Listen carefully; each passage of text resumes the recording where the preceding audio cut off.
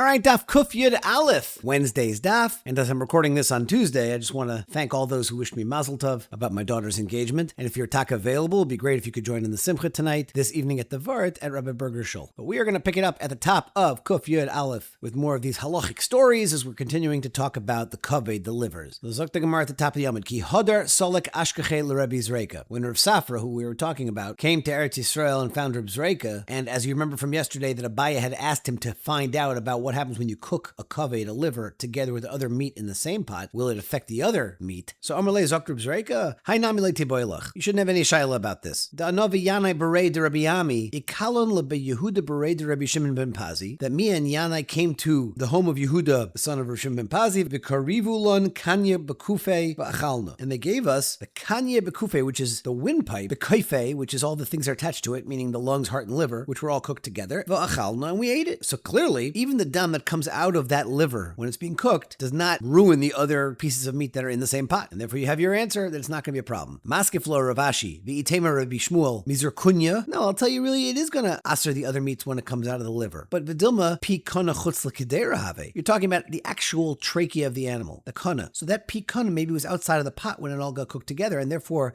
the dam of that kaved that came out of that Pi Kana and then now went in and ruined the food. Because we're only saying heter when it comes out from the liver directly. But if it gets pushed out through another way, that's real isser of dam. And now that's getting absorbed into the other meat. That could potentially be a problem. Or inami michlat have chalot le'mikara. Maybe the liver was chalet, which is a way of saying it was seared. It was like cauterized. When you boil it, it somehow closes up the ability for the dam to escape. Ki hodar Rav Huna chalte le b'chala. That was what Rav Huna used to do. He would actually sear the liver with challah, with vinegar, before he cooked it. And Rav Nachman chalte le b'reisachin. And Rav Nachman would kind of cauterize it with boiling water, but it's the same idea. The Savar Rav Papa kamei de Rava l'meimer. And Rav Papa, when he was in front of Rava, he would say challah is aser. That vinegar that you used to do the chalita, if I'm pronouncing it right, is going to be aser itself. He thought that actual vinegar you could no longer use. But Amalei Rava said back to him, no, because he challah aser. If you're going to tell me that the vinegar itself becomes aser, iu nami aser, then the liver would also become aser, because kihechi de palat hadar bala.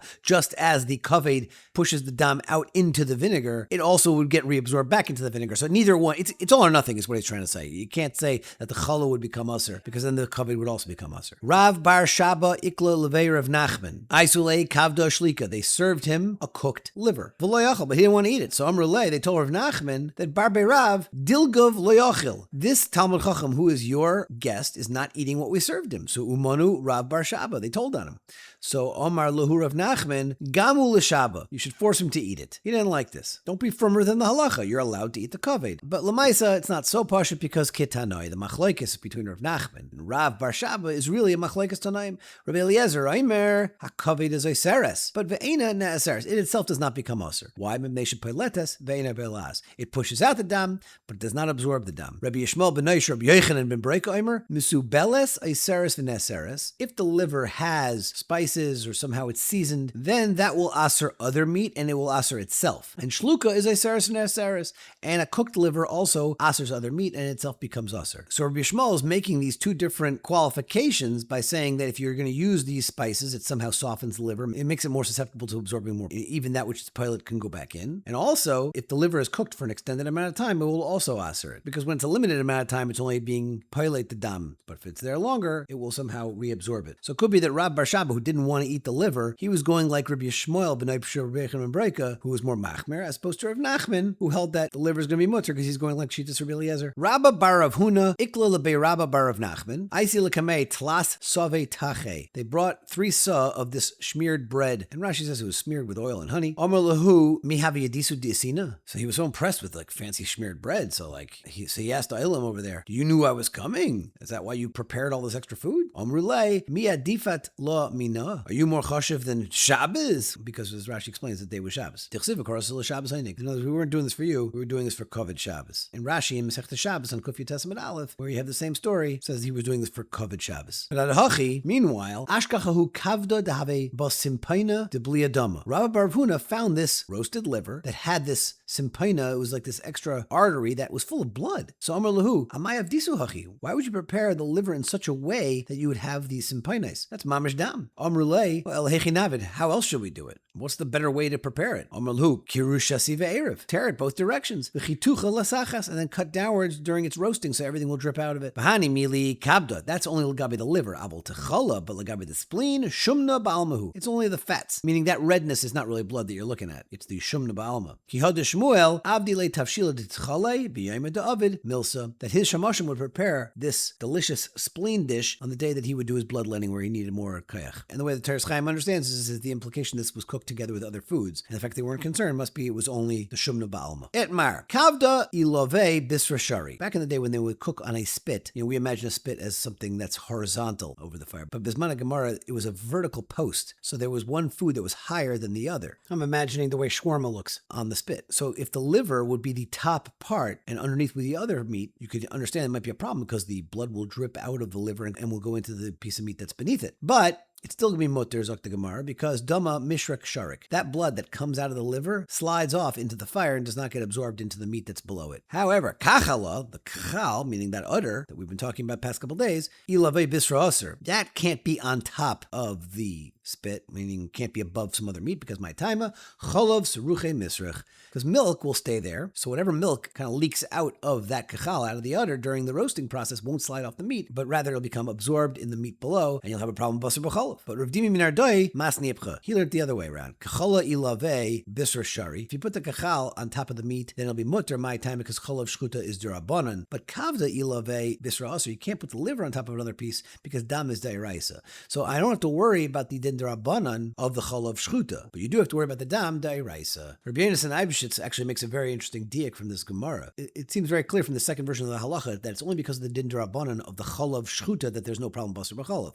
But had it been proper milk that's not cholav shchuta, that would be a basar b'cholav de'iraisa. Now, we're not talking about cooking, we're talking about roasting. Is it so pashut that you have an iser de'iraisa of basar b'cholav by roasting? Not pashut at all, actually. So Zok Rav Yonasan Eibeshitz, but you have a raya from this Gemara that if you have basar b'cholav roasting over an open flame, like in this case of being on the spit, it would be an iser de'iraisa of basar b'cholav. Okay, weiter. Darish Maremar, Hilcha. So what's the bottom line? Bain kabda, bain kachala, whether it's the liver or the udder, to say bisra shari, you're allowed to put them on that spit below the meat. But ilave bisra, but if you're putting it above the meat, di'evidin lechatchila lay. You can only do it b'di'evid, but you're not allowed to do it lechatchila. Rashi speaks out that this is only negea bismana gemara, but bismanenu, where we have different kinds of ovens that open from their sides, and therefore we're on horizontal spits, not vertical ones, it would always be usser. Ravashi ikla lebe Rami bar Abba chamua. So Ravashi came to the house of his shver, Rami bar Abba. Chazye lebrei de Rami bar Abba, he saw the son of Rami bar Abba, meaning his own brother-in-law, Dika turning over Tamid Beis, Shopid Kabda Ilove Bisra. He was putting a piece of liver above the piece of meat on that same spit. So Omer Zok Ravashi, Kama Yohir Haimer Rabbanan. This is Yuhara. This is like Gaiva. Because Amer da Omer Rabbanan Diyevid, Omer Lechatchila Mi Omar. Can't do it Lechatchila. Now continues the Gemara, V'iika Bei Duge. Let's say there's Bei Duge, which was some sort of collection pan that would get the fat that they would use afterwards. So this drip tray was the Bei Dugi. So if you have a Bei Dugi collecting the drippage, so Bisra, Ilove Kabda, Nami Yasser, then even putting the meat above the kaved is going to be Yasser, because what happens is all the stuff drips down into the Bei Dugi, and when you eat that fat from the tray of the Bei Dugi, you're also eating the dam that came out of the liver. Why is it different than in the dam that comes out of regular meat? How are you ever allowed to put a beidugi underneath the meat to collect its fat? It's always getting the blood that drips out, even if it's not the kaved. All meat has blood. And for the Gemara, dam de shachan. The dam of regular meat settles at the bottom of the keli, but the fat flows to the top. So if you skim off the fat at the top of the beidugi and you leave all the blood behind, then you'll be okay. But dam de kavda is kafe. The blood of the liver floats to the top because it has a different kind of a consistency, I guess,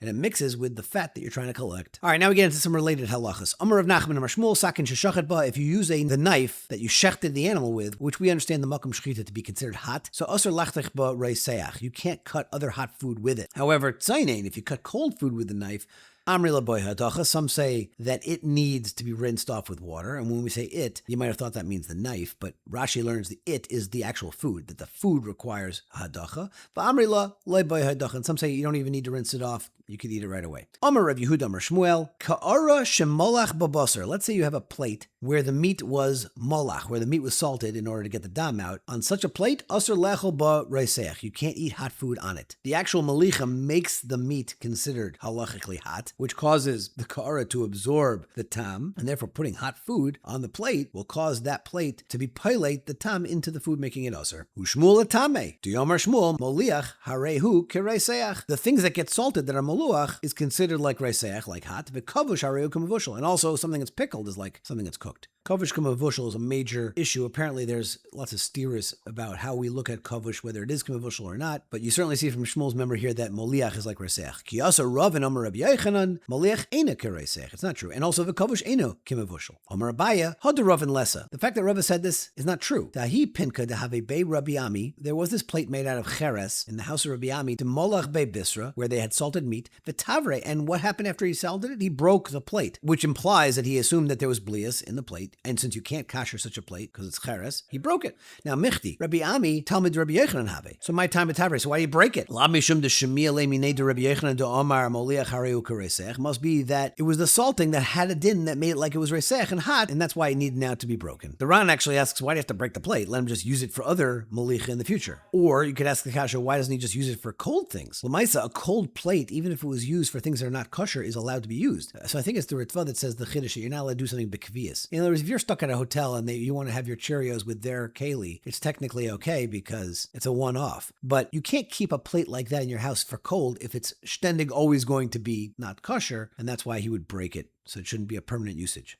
Yosef Rav Kahana Achua de Rav Yehuda Kamei de Rav Huna. Yosef Ka'amar. And he was sitting and saying, Ka'ara shemalach babasar, the plate that you salted the meat. Asr le'echel b'reiseach, you can't eat hot food on it. Utznoin, and a radish, shechatcha b'sakin, that was cut with a fleshik knife. Mutter la'achle bekutach, you're allowed to eat it with kutach. Kutach is a milchike dish, even though the tznoin, which is charif, that you cut with the fleshik knife, he's saying it's still mutter to have that radish together with your milchike dip. So my taima, just like the Ka'ara absorbed the tam of the dam, so too the tznoin, the radish, also absorbed the fleshik flavor from the knife, and therefore it should be also have it with kutach. Rabaya, hi hetera bola, by the case of the tznoin, the radish was being bailea something a dvar heter, v'hai isura bola, but the kara was being bailea a tam of iser, because really the basar itself is a dvar heter. It only becomes usher when it becomes basar b'cholav, but dam is be'etzem usher, and therefore we're more machmer. Amar le rava ki bola hetera mayhave. Who cares the fact that it was bailea the heter? Seif hi hetera da'asili de isurahu. Lamaisa, once that radish is put into the kutach, it's the tam of basar which is heter, but now it's usher de isura ka'achel, because lamaisa you're eating milchiks and fleishiks. Elam Rava, what's really the chiluk? Hi efshir lemitame. By the case of the radish, a yid can taste it before it goes into the kutach to see if it has a tam of basar, because it's mutter to try it out. The worst that can happen is you become fleishik and taste the meat. But b'hai lo efshir lemitame, a yid can't taste to see if there's a tam of dam, because that's actually usher. Amar le rapapa l'rava. Why are you saying there's no way to test it out? As we have said beforehand, v'litame kefela arma. Get the guy to do it. Because mile tanya, didn't we already learn in the brisa that you're allowed to do that? That kederish bishul babasar lo yivashal b'cholav. In bishul b'naisein tam. If there's a tam basar that went into that milk, it's going to be usher. Bishul b'truma. And also, if you cook truma in the pot, lo yivashal b'chulin. You can't cook chulin subsequently. V'im bishul b'naisein tam. It's going to be a problem. V'amrina, and we said bishul I'm a truma. I understand truma because tam la kain. The kain who's allowed to eat both chulin and truma, he can taste it. Aval basar b'cholav man taim la. Who's going to be able to tell us whether or not there's a tam basar in the milk? V'amrat lan. And what did you say back to us? Well, a tam kfela. Get the goyish chef to try it out. So hachinami la tam kfela. To which Rava says back, hachinami, you're right. He could test it, but kikamina de leka kfela. You don't always have handy goyim around who actually are bakant and know the different flavors and be able to test for us. So he wasn't available. Okay, and now we start the sugya of not bar not. Itmar, dogim sha'olu b'ka'ara. Let's say you have parva fish that go on b'ka'ara. Ka'ara always is a reference to fleishiks. So it's on a fleishika plate. So Rav Amar Asr lo achlan bekutach. That fish, which started off being parv, cannot be eaten with milchika dip anymore. Shmuel Amar mutter lo achlan bekutach. You are allowed to eat with kutach. Rav Amar Asr nice tamu. The reason why, according to Rav, you can't eat that fish with the kutach, because now there is a fleishika tam that's inside the dogim, inside the fish. So Shmuel Amar mutter, because nice tam bar nice tamu. It's not bar not. It's only something that received a tam from something that also only received a tam. It's 2 steps removed. The Hod Rav, and this member of Rav is labefer shitmar el mechlola itmar. The Rav Iklal be Rav Shimi Barchia Barbarei and Choshbein. And when Rav was there, he had an eye ache. his eyes hurt. So Avdulay Shaifa Bitzah, they made for him some kind of a ointment on the plate. Basar Hachi Romule Bishula Begava. And later on, they used that same plate and cooked some food on it. So Tomle Taima de Shaifa. And Rav was able to taste that medicinal ointment in the food. Amr Yov Taima Kulehai. And he said, gives such a strong taste. So what do you see from this? That Rav holds that the tam of something that gave it tam, meaning not barnat, is present. So therefore he would aser the dogim which was put onto fleshika plate to be eaten with the kutach. But the Gemara says it's not really true because v'loihi shani hasem de nafish maror tvei. That medicinal ointment that was being prepared on the plate was particularly sharp and bitter, and that's why he was able to taste it after the fact. But you wouldn't apply that same thing to a meat taste going into the fish. Rabbi Elazar have a koim kamei demar Shmuel. One time Rabbi Elazar was serving Shmuel a meal. Aisul kamei dogim sha'olu bakar, and they brought before Shmuel this kind of fish that was put onto a hot fleshika plate. V'ka'achal b'kutach, and he ate it with a milchika dip. Yahiv level yachal. Shmuel turned around and offered some to Rabbi Elazar, but he didn't want to take from it. So Amalei l'rabach Yahavi le v'achal v'at lo yachalt. Shmuel said, from your Rebbe Rav that you learned that not barnat is going to be mutter, I gave some of that to him and he ate it, and you don't want to eat. So also l'kamei de Rav, and then Rabbi Elazar came in front of Rav, the Rebbe himself. Amalei were you chayzer actually from what you held? Amar Le, Rav says, Chas le lezare de Abba bar Abba, de lisvili midi de loisvirli. He was saying, there's no way that the child of Abba bar Abba, which was Shmuel's father, to give me something that I wouldn't hold of, meaning something that I hold to be yasser. In other words, the way Rashi learns his Gemara is it was lahayev nivra, and the story just never really even happened lechatchila. And we're going to stop here and pick it up with Rav Huna, Mirza Hashem, for tomorrow's daf.